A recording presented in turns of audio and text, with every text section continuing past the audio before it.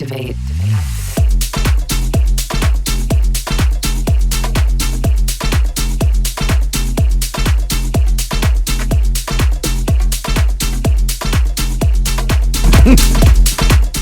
Hey everybody, welcome to This Pink Cloud. I am DJ Kelly Reverb. Thank you, Chad. Thank you for that flatulence. Thank you. We are a podcast that is all about recovery-based, multiple pathways, all that kind of stuff. But sometimes we're about awareness, and that is what this episode's about. But sitting next to me, ladies and gentlemen, everybody's favorite fat bald guy, Chad Lamons. Hey guys, Kelly Reverb here. Welcome to This Pink Cloud. I have my name tag up that says I'm Kelly Reverb. Therefore, you know that I'm Kelly Reverb. Yeah, but not everybody's watching, so they don't need to. So. They don't need to because I'm Kelly Reverb. Just know that there's a name tag up if you're not watching. It says I am Kelly. Look, I'm going to flash it 1, 2, 3 more times. There we go. Because I'm Kelly Reverb. There you go. There you go, man. Well, congratulations, dude. No, dude. You must be a great guy. Well, you're a really good guy, Chad. I just want to let you know that. All right. Anyway, so, but kind of serious subject today. We're doing fentanyl awareness, and we actually have Ryan Vaughn and Stephanie Vaughn, and they are actually with Texas Against Fentanyl, and that's TAF.org. TXAF. TXAF, yeah. Sorry, he's slow. Yeah, thank you.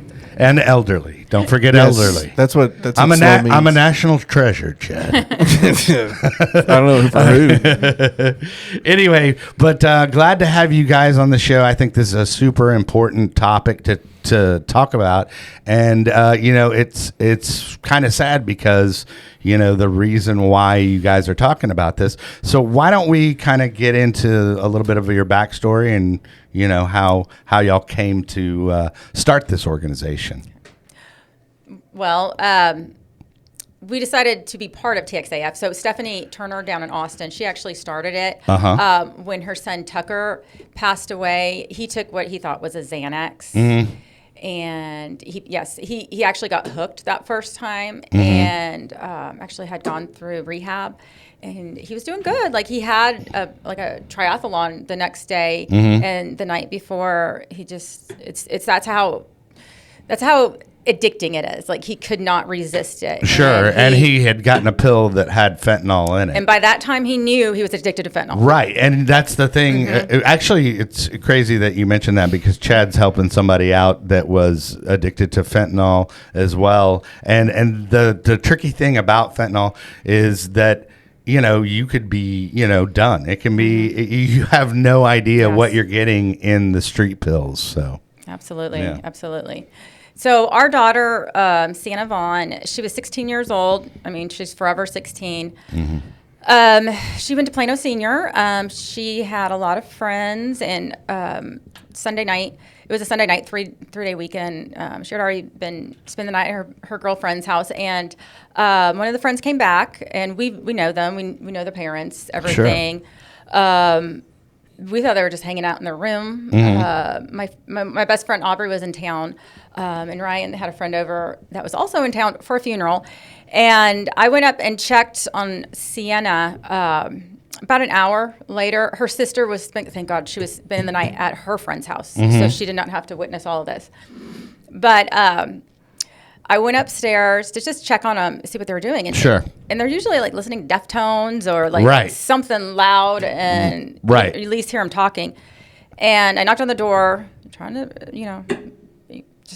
be respectful, and they didn't answer. So I mm-hmm. opened it up, and I saw the two girls. They were laying on the bed. They weren't laying on the bed normal. It was kind of like the bed was against the wall, and their heads were kind of tilted back into the crack. It did not look mm-hmm. comfortable. I knew immediately something was wrong. Mm-hmm. Her friend, which I'm not going to say her name, but I'm just going to say Jay. She was making gurgling sounds. And and I looked over at Sienna. Her lips were blue. Oh wow. So I immediately was like, somebody call 911. I jumped over Jay, and I went to Sienna, and I was like trying to like smack her in the face, mm-hmm. get her to wake up. She didn't wake up. I checked her pulse, no pulse. Mm-hmm. I started trying to do compressions mm-hmm. on the bed, and I'm like, I can't do this. So I picked her up, and she's taller than me. I'm only 5 feet tall. Right. I am, and I picked her up, and her leg got caught in one of the chairs, and she still didn't wake up because it looked so painful. She did not wake up. Put her on the floor, and I just started doing compressions. Yeah. And by that time, Jay, my friend Aubrey, she's also a volunteer EMT. She had Jay on the floor, and she was doing compressions on her. And our friend Byron was basically just making sure the doors were open for the EMTs and everybody to come in. They told us, you don't realize how hard compressions are doing. I know they were there in like 3 minutes or 5 minutes or whatever, but it seems forever. And I tell people it's like I knew her. You can kind of tell like her soul, her life force, whatever you want to call it. It wasn't there anymore. But I had hope. Because all the medical medicine, all this great miracles happen all the time. And of course, I was praying for a miracle, praying for something. And so they made us go downstairs, and they said, they're gonna do whatever they can, and they have this wonderful medication called Narcan, which saves a lot of people who have, if it was an opioid. Right. Yeah. It's an opioid blocker that basically will block and it stop you from overdosing. It buys you time to get you to the hospital. Right. Yeah. And so we were like, okay, please, this sounds great. Yes, please do that. And 2 ambulances in our cul-de-sac. Neighbors are outside looking. Our friend Byron drives us to the hospital, and we get there, and it was so sudden. As soon as the doctor saw us, he came over to us and said, we did everything we could, and we couldn't save her. And I'm like, it was a 10-minute drive from our house to Plano Children's Medical. I'm like, did you guys even try? I mean, how could you just give up? Right. And at that time, he said, this looks like those fentanyl overdoses. There's a lot of fake perks going around, and a lot of kids are coming in by accidental overdosing. And at that point, I was like, okay, I read a little bit about fentanyl, but I did not know it was in fake. I didn't know it was in pills that looked like prescription pills. Oh, yeah. So I was very uneducated on that part, and I definitely didn't know it was in the schools. So, of course, you can only imagine we were a wreck, because I'm like, just a couple hours ago, they were running around being silly teens. Yeah, and they're having a slumber party, and it's going to be fun, and yeah, I mean, they're 16-year-old girls. They were just enjoying having the long weekend.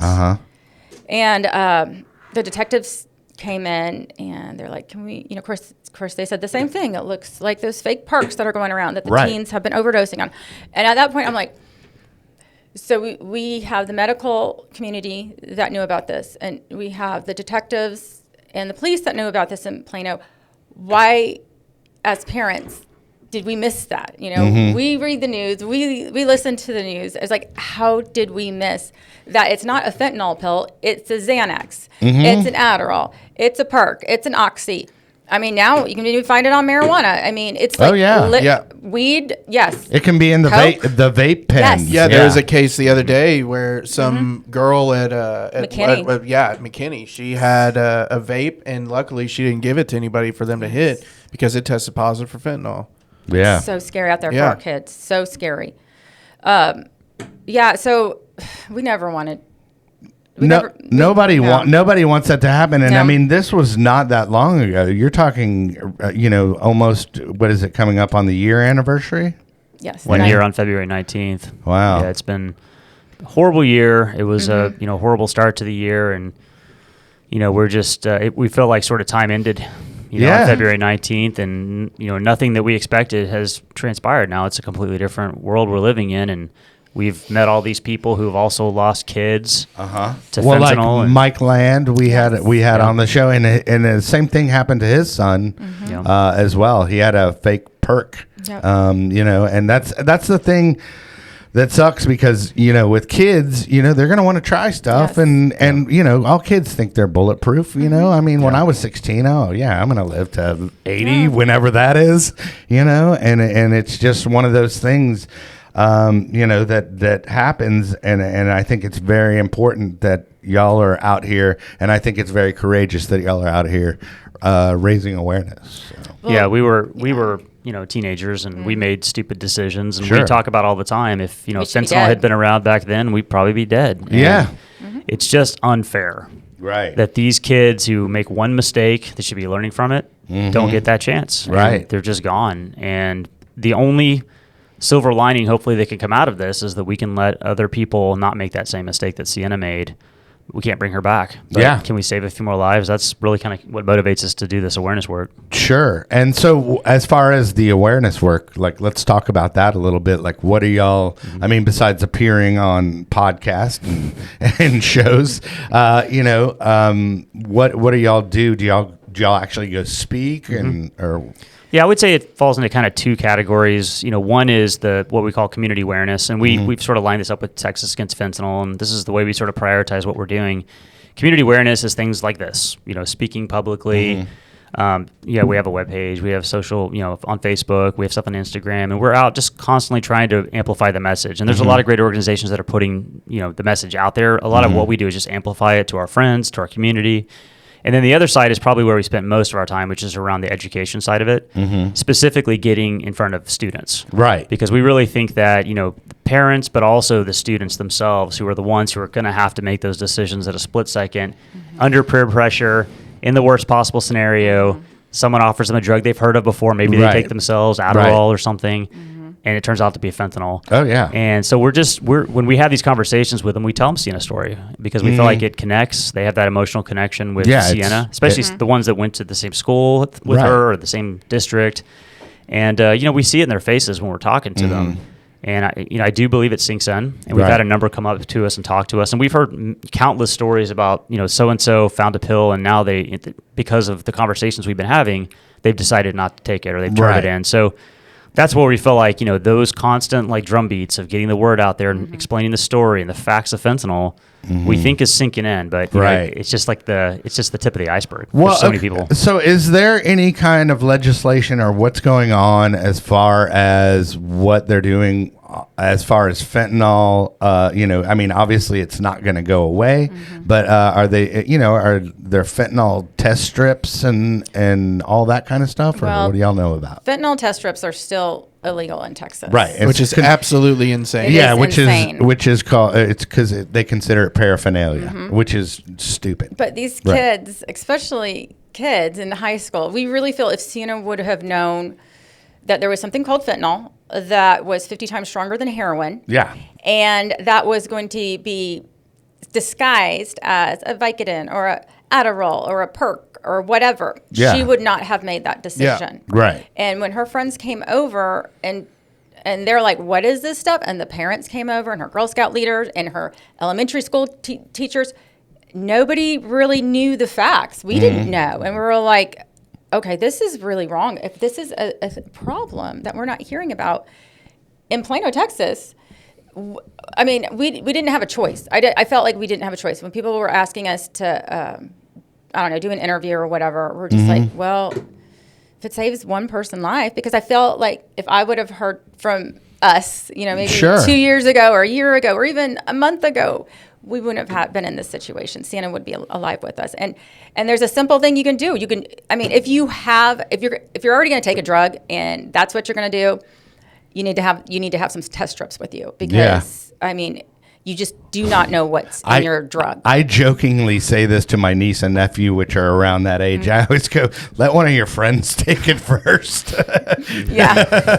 Well, the sad thing is the way fentanyl is. Yeah. It can be like a grain of sand. Yes. Yeah. So you might not get it, but yeah, somebody that's else true. would. That's true. Yeah. And we always hammer the don't trust your friends thing because we really feel like friends are kind of the Trojan horse here. They mean well. Yeah. They, teens at that age, they trust their friends more than their parents. Right. And if their friend comes up and it'll says, be fine. Yeah. I take this all the time. Right. This is my mom's pill, cabinet or whatever. She gets it from her doctor. Right. And then you take it and you die because that one happened to have fentanyl in it or more, too much. Yeah. You didn't have a tolerance for Sure. it. So it's the Trojan horse.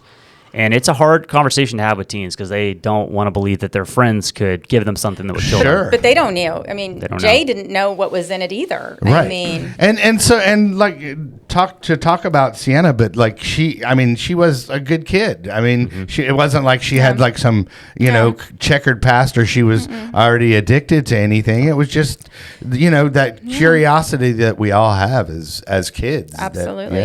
And she was a normal kid. Should she have been taking somebody else's prescription pill? No. Right. Should she have died from it? Absolutely not. Right. She should not have died from it. I have done so many stupid things when I was a kid, when I was a teenager. I mean, it's just we thought we were giving her all the information. We thought we were staying up to date on things, and somehow this slipped through. But Sienna was, she was a normal 16-year-old. She did struggle in school. She always struggled in school. She was ADHD. So especially math was always hard for her. And as she got into Plano Senior, the pressure starts getting a little bit more. Sure. And we saw that stress level, and she had anxiety. And she was worried about her future. Oh, my God, if I don't get into college, if I don't take an AP class, if I don't do this. And I'm like, Sienna, it'll be okay. Just relax. You'll be fine. I mean, but I did see the stress, and it's not just Sienna. It's every kid. They have a bazillion stresses. Football, cheerleading, even social media. It's just constant pressure on these kids. Right. And I think it's a perfect storm. You have all these kids out there stressed beyond belief, and somebody's going to offer them something that's going to make them relax. It's a prescription pill. Hey, I take a prescription pill for my ADHD. I take a prescription pill for this, for that. You got a pill for everything. Right. They do, yeah. Right. And so they grow up not better living through chemistry. Yep. Yeah, There's a pill for everything. So, and I think one of the big important things, I've been looking it up on my phone to try and find the exact date. But these pills that they're getting, that they're calling perks, are not Percocets whatsoever. No. Percocets were white, round pills that look like Tylenol, and they came in 5 milligram and 10 milligram. The pills that these ones are impersonating have already been discontinued years ago, and they were called roxycodones. They were 30 milligram. They'd have a M on the back of them, or they have like a K and then a number on them. Because I used to do them. I used to do the original ones, and it was still like I'm doing heroin. It was still a waste of time. Right. You know what I mean? But because I see kids all the time. I was up at Grace to Change a lot recently and talking with them. Like, no, these perks are real. It's like they haven't been real for like 10 years. Right. I don't know what you're talking about. That's like some rap shit that people started naming it perks. You know what I mean? And they were talking about the real ones in the rap songs. And then people just clung on to it and they were, we're going to call this shit perks and blah, blah, blah. And it's wild to see. I'm not blaming, rap music or any of that stuff. I don't think they do too good. But it's crazy to think that these kids have been led to believe that these are real pills by peers. Yeah. So like 14, 15-year-olds telling you, oh, no, these are fucking real. I didn't believe myself at 14. I didn't believe myself till I was sober at 31. Yeah. You know what I mean? So that 17-year-old drug dealer that was at Plano Senior, who we know way more about Sienna's case than most parents do because Jay did survive. They did a really good job interviewing all the kids. The 17-year-old that gave it to another one of their friends who liked it gave one to Jay, and she didn't die. She liked it, and looking back, she was hooked. But when she was over at our house, I would have never looked at her and go, "You're hooked on something, you're a druggie, blah blah blah." She just thought she liked Percocets. And her Sienna, and it's like they like you like fentanyl. Yeah, you like fentanyl, and she was addicted. And her so there was 3 of them, and Avery, who is now part of our ambassador group, my daughter Summer, she has an ambassador group, but Avery was not there that night. But those 3 were best friends. She said the night before they were talking to Jay and saying, "We don't like how you act on these perks. We don't like what we're seeing. We don't like it." And I said, "Avery, did you ever realize that at that point she was addicted?" Yeah. She's like, "No, we just thought they were these pills that she liked to take and get effed up on." And right. And I'm like, okay, so the kids don't even realize what addiction looks like because it doesn't look like anything from me or you or whatever. Right. Yeah. I mean, well, a lot of the stuff that's in there. I mean, look at this generation is very strange. That's been brought up because there's been so many advancements in pharmaceutical industries, but then there's been a lot of crazy shit that those pharmaceutical people have done. Yes. So you look at like the cases with OxyContin and all that stuff. And when I was like fresh out of high school and is still in high school, that was the big craze. Everybody's doing OxyContin. And like when I was in active addiction, I didn't see other people that were doing it as like an addict. They're just buying a pill, like crushing it up, whatever they're doing. You know what I mean? And then they're fine for the rest of the day. They're actually fantastic people whenever they're high as shit. You know? The fentanyl is completely different though. Yeah. And you were saying it's 50 times stronger than heroin. So that's the low end of it, right? It's 50 to 100 times more potent than heroin per microgram. Yeah. Yep. Right? Not per like gram. It's per microgram. Per microgram. It's very effective, and that's why anesthesiologists use it all the time in hospitals because it's very good for pain medication or pain management, but in very tiny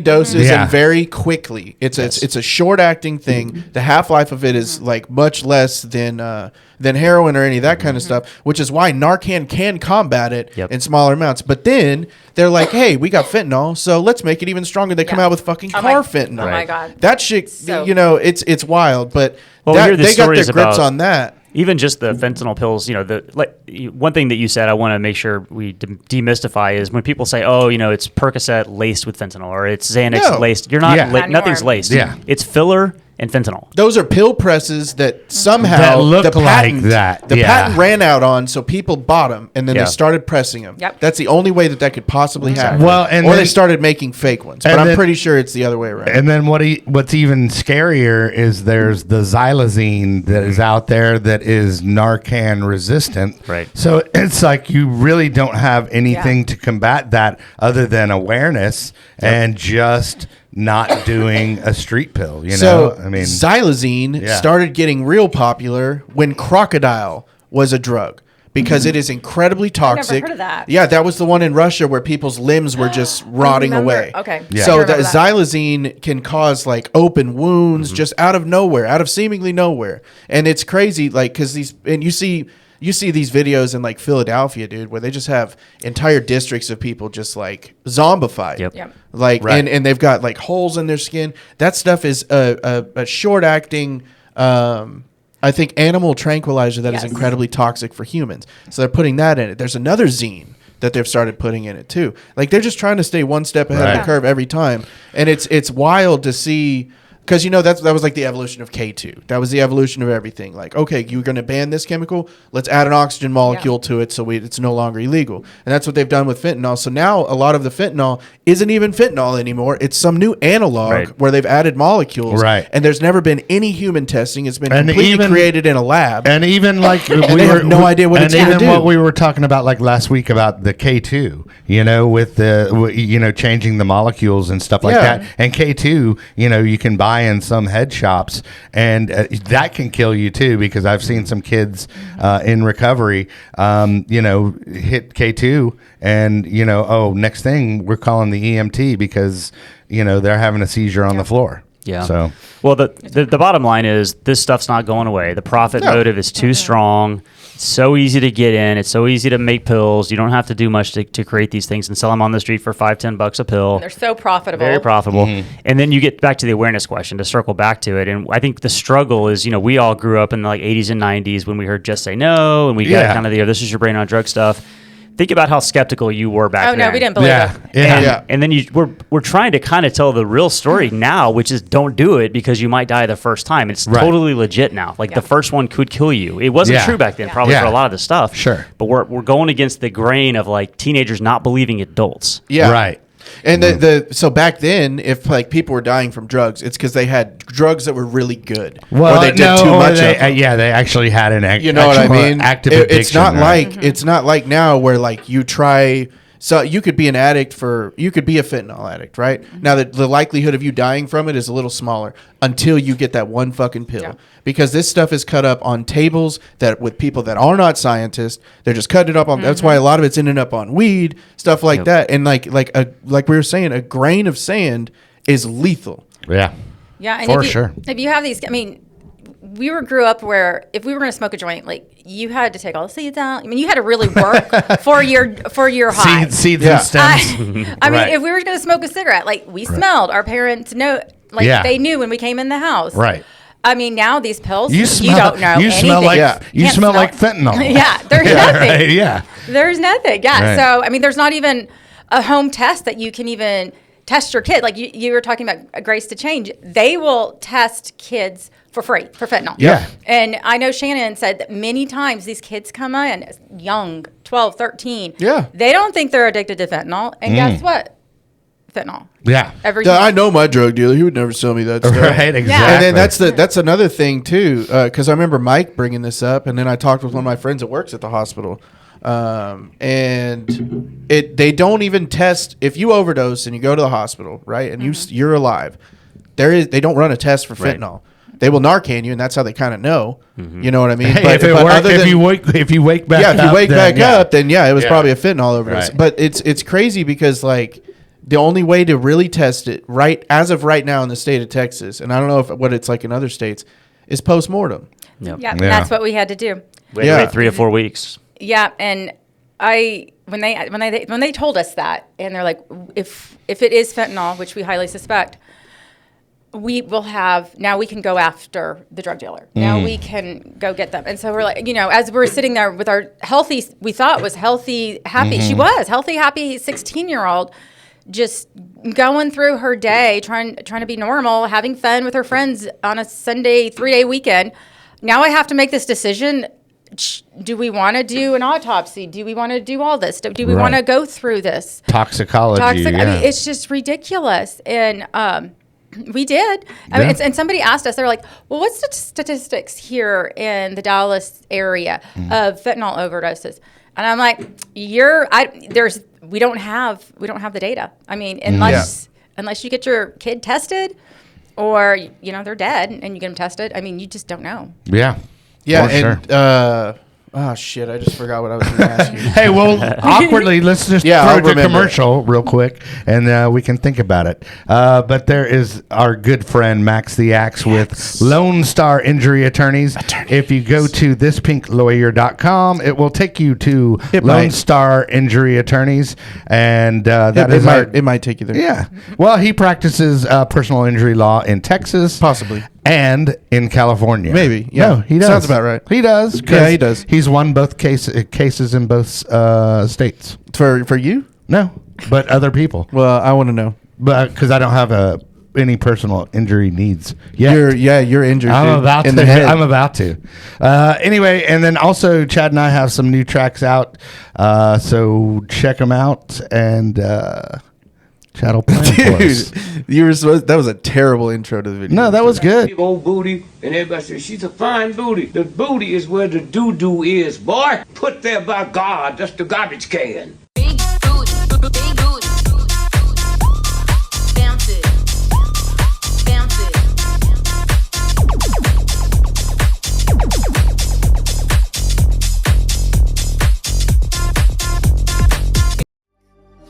Sliding against those rocks. I go through all this before you rain down, so I can feel happier to be safe again with you. I go through all this before you rain down, so I can feel happier to be safe again with you.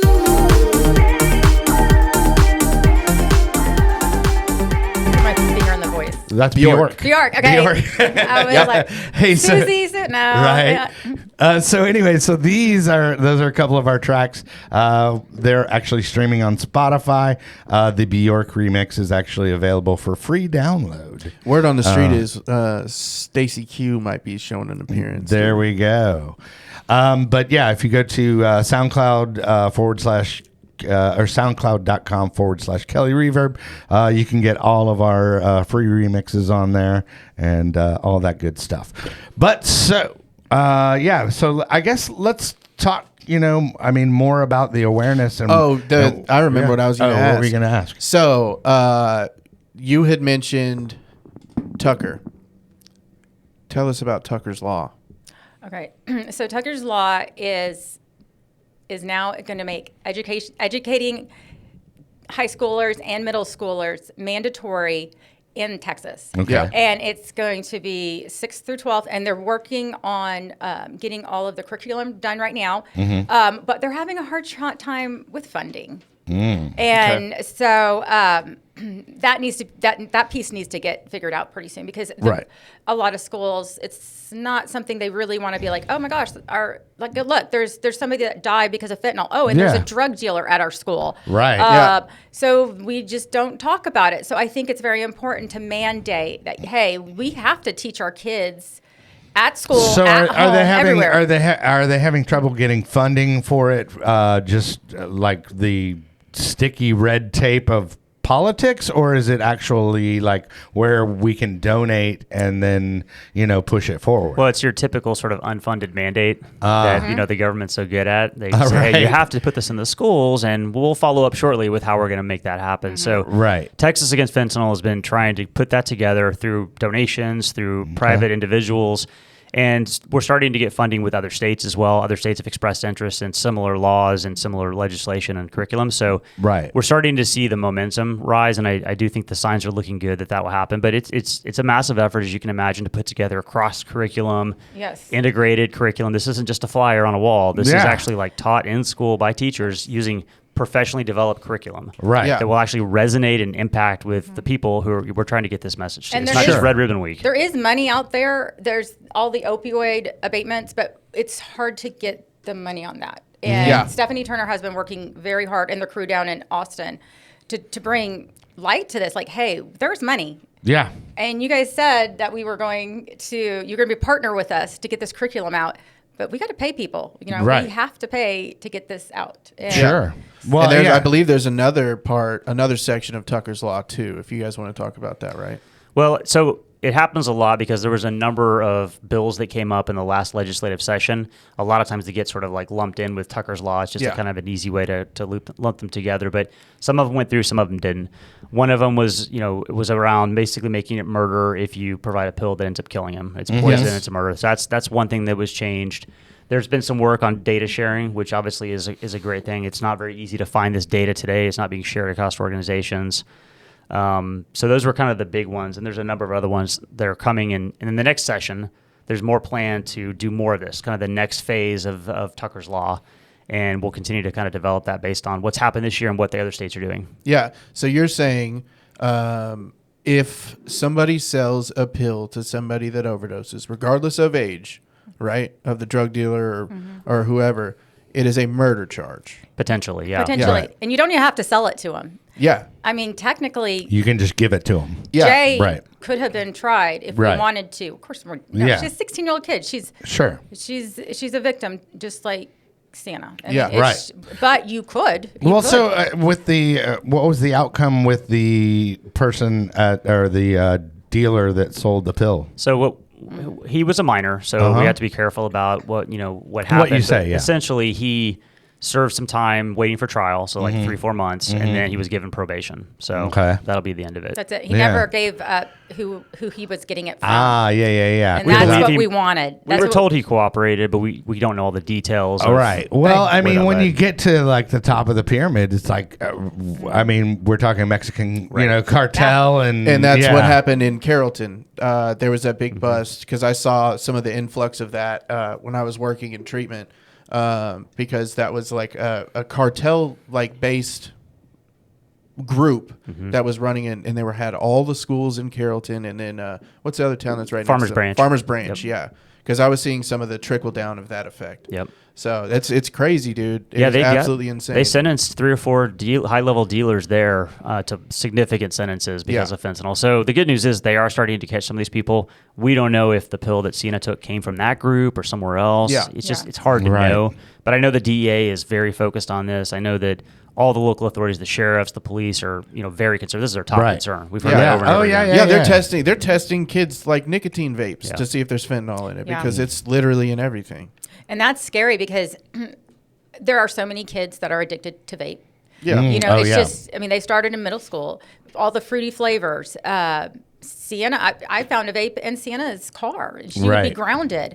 It's just everywhere. So you already have this group of kids that are now addicted to vaping. Right. And so because it tastes like Fruit Loops Yeah. and stuff like that. And it's cotton candy. And the schools, like, they just don't have, like, the police force to go into every single bathroom or the back of the school where people are vaping and crack down. And so a pill is not that crazy. Very easy to hide. It's very easy to Oh, hide. yeah. Just like a vape pen. You can hide it in the sleeve of your hoodie. The pills are even easier. Oh, yeah. So, For sure. And I do feel for the teachers who are being asked to keep an eye open for this Yes. stuff because it's almost impossible to spot. Right. There's not this kid that smells like cigarette or weed. Sure. Yeah, It's just, yeah. you know. Oh, it's the kid over there in the corner that's not moving. That's yeah. which is why teachers need to have Narcan. Right. Because Yeah. it does happen in schools sometimes. Now, So I know- is the Narcan in place in schools? Yeah, that's part of also the legislative efforts to get Narcan in all the schools, and they have done a good job of getting that out there. I don't know all the details everywhere, but I do know for Plano, where we're based, that all of the nurses' offices have it. The school resource officers, that's the on-site police, have Right. it. And I think in some principal's office and things like that, they have it. Maybe even some coaches. It's kind of, I think it's a school by school kind of thing. Mm-hmm. I mean, when we first started talking to the administrative people at Sienna School, at that time it was only in the nurse's office. Mm-hmm. And this is like, I mean, I don't know if y'all have been to Plano Senior, but it's like a small, College. community college. Yeah. So the fear about that is if somebody goes down and the nurse might be in another building, she has to run back. Oh, yeah. Let's Get find the it, nurse. and yeah. then go run this way. So it would be I really encourage everybody to carry Narcan. Yeah. Even if it literally could save somebody's life. Hey, so question, is there a resource that you know of that we can, put on blast that actually has Narcan available if parents want to go pick that up? There's a couple of sources. In Collin County, you can go to LifePath. Yep. They have it, and they'll give it to you for free. Grace to Change as well. Grace to Change, and they'll test your kid. Yeah, Right. They've also been giving it out to. They've been getting big ass batches of it, and they've been handing it to like different police forces and all sorts of stuff, trying to get as much as they can. It's kind of crazy that police force don't have that already. Yeah. Well, I mean, there was like a shortage for a while, or Right. that's what they say, and all this stuff. But Yeah, Right. and you can also go to morenarcanplease.com and order it. So we've done that a few times, and we Okay. bring Narcan to events and things like that. But I do think, we've talked to, various administrators, and I keep going back to everybody should feel enabled to carry it with them, like CPR training. Like it's not a special thing you have to get licensed for. If you give someone Narcan and they're not overdosing, you're not going to hurt them. Right. There's no downside Yeah. to it. I think teachers and people like that are sometimes worried about liability. Sure. But I compare it to a fire extinguisher. If you see a fire break out, Right. and you see a fire extinguisher, you should feel empowered to put the fire out. Sure. I'm pretty Yeah. sure everybody would agree with that. This is like that. And you have about the same amount of time to help that kid, Yeah. or whoever it is, before they might die. Yeah. Yeah, for sure. yeah, I know because you were talking about the CPR stuff earlier. It is tough. It is not easy to do chest compressions and all that stuff for a long time. I actually had to do that, so I know what had it's to. like. Yeah, it's horrible. I mean, I was a Girl Scout leader Yeah. for years for Sienna's troop, and I had to keep my CPR training up. Yeah. Never once did I ever think that I would be doing it on my Yeah. own kid. It's a totally Horrible. different thing. Yeah. Never. Yeah. Yeah, because I had an experience one time with a friend, and I was over at his house, and then that ended up happening overnight from a multitude of drugs, and it was, waking up to that and having to do that, and he didn't make it either. So, Well, let's talk about like what y'all have coming up, because I know y'all have some events coming up, and then y'all are actively speaking and doing other things. So, and then if also let's tie in like where people can help and all that good stuff if they want to get involved. Yeah, I mean, I'll go first. But I think, we've been invited because of Sienna's death to speak at schools around Plano, specifically the ones she went to. And, people see us and they say, hey, can you come speak at my school? Mm-hmm. And it's hard to say no to that. Usually because PTA. There's PTA or there's, Young Men's Service League or one of these various groups that have kids and the parents are concerned about it and they want to get that information out. So we've done that a number of times. We have some of those coming up. And we've also grouped together with a number of other parents in the area of Collin County, which is why we're kind of TXAF Collin County. Right. And they're out speaking at McKinney, Frisco, Garland, different places around the area. So that, we're trying to blanket the whole area as much as possible. Sure. We can't do all the work. So when it comes back to like the volunteers and, what can people do, it doesn't have to be somebody that lost their kid who can talk about this Right. with their school. No, not at So I all. would say if you're a parent or, you're concerned about your community or your kid, just go have a conversation with your principal. Just ask Yeah. them, what are y'all doing to spread awareness? Educate yourself. Have the conversation with your kid. Don't be judgmental, right? Actually, just sit down and have an authentic conversation. Ask them what they know about it. Try to just, bring them out of their shell and express concern, because literally you don't want them to die. So I think, number one, take care of your family, right? Talk to your kids, talk to your kids' friends, because their parents might not be doing it. That's true. So don't feel like you can't do that. You might be saving a life by having that conversation. And then if you feel up to it, go talk to the principal at your school and find out what they're doing. A lot of people always ask us, what can I do to help? What can I do to help? I'm like, go talk to your school, because a lot of these schools don't want to admit that there is a problem. Right. And if we ignore it, it's not there. Right. Exactly. Right. And most of the organizations that have asked us to speak, which, by the way, I never wanted to be a public speaker. I hate it. Sure. I never went out there looking for this. Right. But it's the people in like Young Men's Service League, or maybe the volleyball booster club asked us, and then the varsity football player coach, he was there. He brought his kids in. It's just a lot of these community groups. Girl Scouts have had us talk to the kids, and that's great. We need to have, but this is such an important topic. It needs to come from just everywhere in a kid's life, everywhere, school, parents, activities, everywhere. Right. And I think there's another misconception that people are thinking out there, and it's like underprivileged communities have, this is where it's happening. Yeah. No, it's happening. No, it's happening in affluent It's- communities. Yes. Yeah, And we have met so many parents who've been impacted by this, and it's notable. I mean, they're across socioeconomic ladders, all kinds of races, all ages. It's crazy. I mean, this stuff does not There's discriminate. no rhyme or reason to it I whatsoever. mean, we've had parents who lost their kid because their kid took Adderall to study for a test. Yeah. It's just, it doesn't matter if your kid's in AP classes or your kid's skipping and making TikToks in the bathroom. Everybody needs to be talking to their kid, because this is not my child. My child wouldn't do drugs. Right. That is what's going to kill your kid. And that was an important thing that Mike said the other week was oh, well, I'm okay because my kid doesn't do drugs. Right. My kid doesn't have a problem, and it's like your kid didn't have a problem, so it's just very important to put that out there, that it's not, it's not your quote unquote typical, oh, this kid's going down the wrong path. It's just like one and you're done. You can't afford to have a not my child mentality. And you also can't afford to let the stigma keep you from talking about it. Sure. A lot of people just don't want to talk about drugs. They don't want to know if their kid's doing it. It's just better swept under the rug. And that unfortunately sort of breeds the situation that leads to this kind of decision making. Yeah. Sure.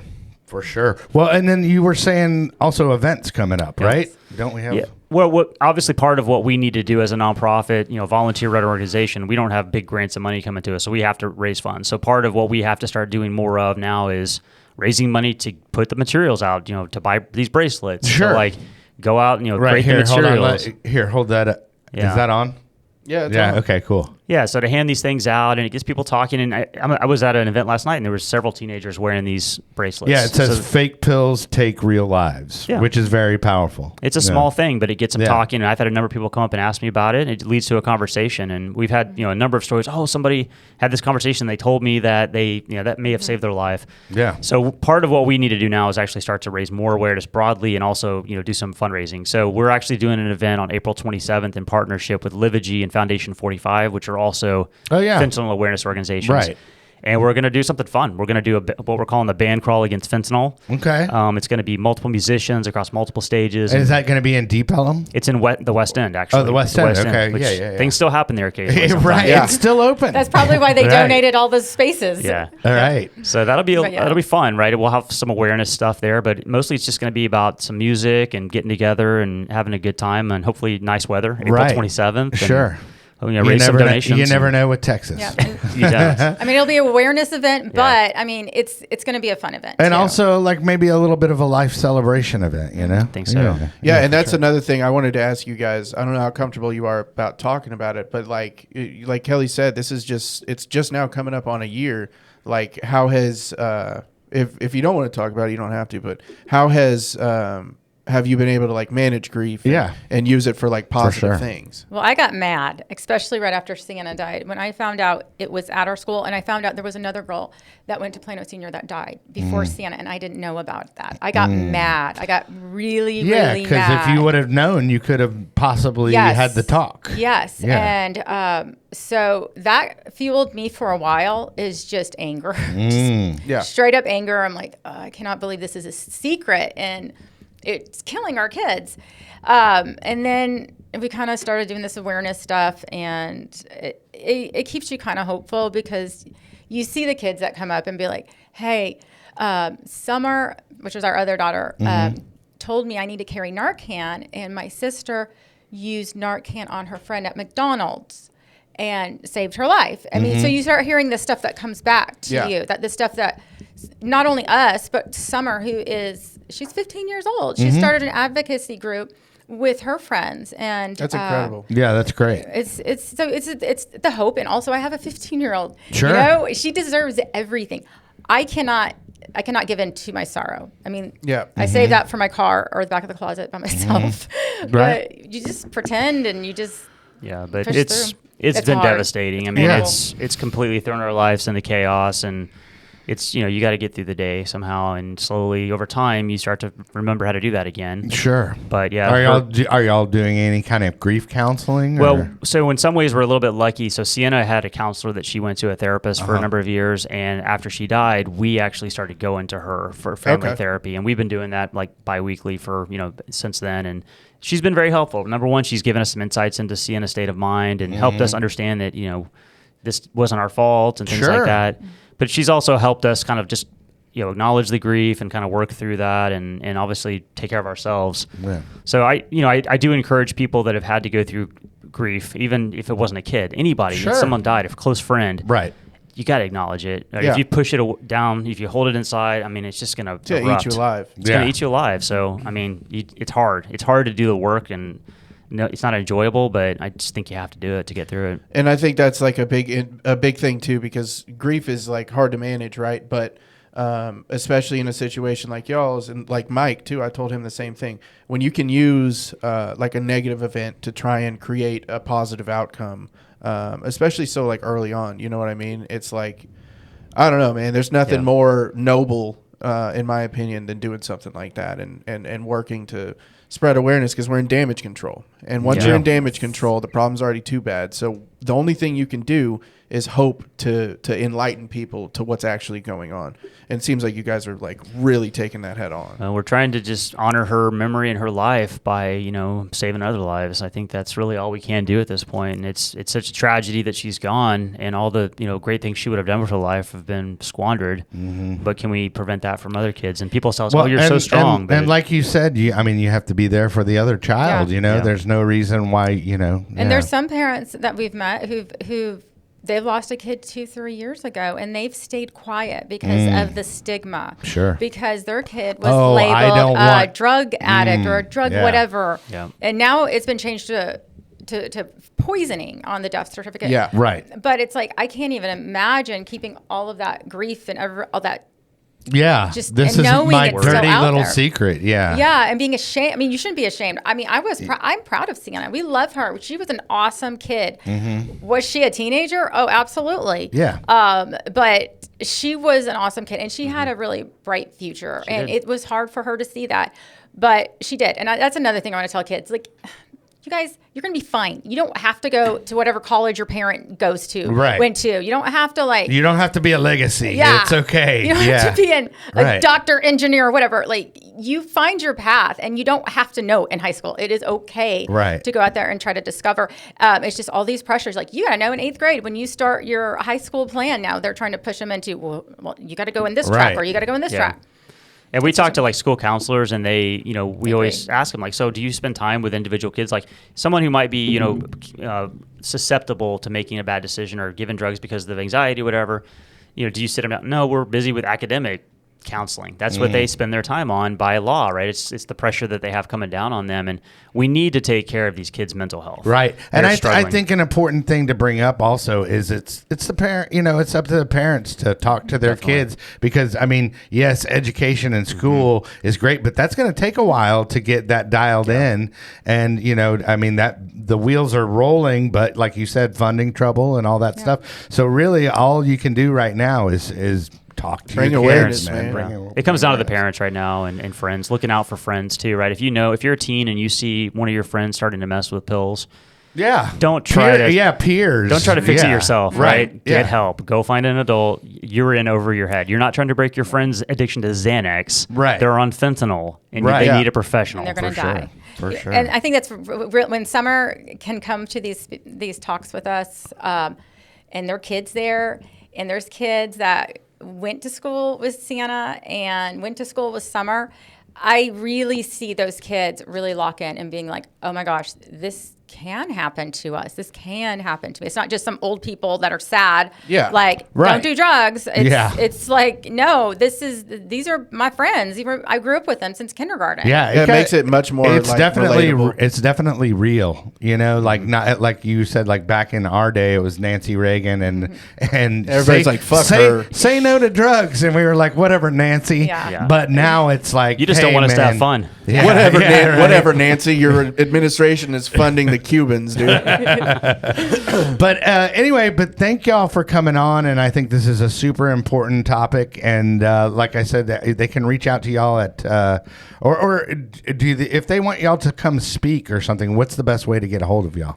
I mean, it's easy to reach out to us. It's for me, it's Ryan at txaf.org. And I'm Stephanie at TXAF. Actually, no, you're S. Vaughn at Lice. SVAUGHN at TX stuff. And we also have a So- Facebook page too. Yes, we Okay, have so what's the Facebook page? It's just TXAF of Collin County. That's our local chapter. But there is a website, txaf.org, and that's the state. And you will find a lot of really great information. Like if you're just starting to start thinking about fentanyl or what is fentanyl, that's a really good resource. Yeah, to go that's to. a good starting point for knowledge. Absolutely. Okay. But a big takeaway from this whole thing, dude, is there is no more real Percocets. Nope. They don't right. exist. They're fake. They are completely fake pills, and they're not. Those pills weren't even Percocets that they're Right. pressing. They used to be oxycodone, Yep. and all of that stuff is in the past. So if Even your more kid- importantly, though, if you get a prescription pill that you didn't get from the pharmacy yourself, Yeah. don't take it. Right. Yeah. It's not worth Yeah. it. If you see Even- like Xanaxes even and all if that it's- shit that your friends yeah. are having, My- chances are they're not getting it from the prescription. Right. Because those Or- are not the easiest things to get your hands on anymore. Exactly. Well, but thank you, for coming on, and I think this is important, and I think this is actually super courageous of y'all to do this. Incredibly noble. and to be so open with the knowledge, and I think it's important what y'all are doing. So y'all are doing good work, and I applaud you. Likewise, thank you Yeah. for all the awareness work you're doing, and we Yeah. just want the message to get out. So Yeah, please spread it. Okay. Well, and then also, I also like to give the guest a shout out if they would like to shout out anybody. I'm going to shout out my daughter, Summer Vaughn, and all of her ambassador friends. We love you guys. There you go. Keep doing it, kids. You good. know, That's perfect. What about your Ryan's mom? You're going good. to shout out your mom? you should shout out your wife, bro. Shout out to my beautiful wife, There we Stephanie. go. There we go, dude. I gotta save you, dude. Well done, sir. Yeah, right. Anyway, appreciate y'all sticking around. Hey, next week we got Jeff Rigdon, man. He's a fun dude. He just had 8 years clean? Yep. Right? Good for him, man. So he's gonna be on next week. Be sure and tune in, like, subscribe, share, all that stuff. And remember, kids, there is no magic pill for sobriety, because if there was, we would all take too many.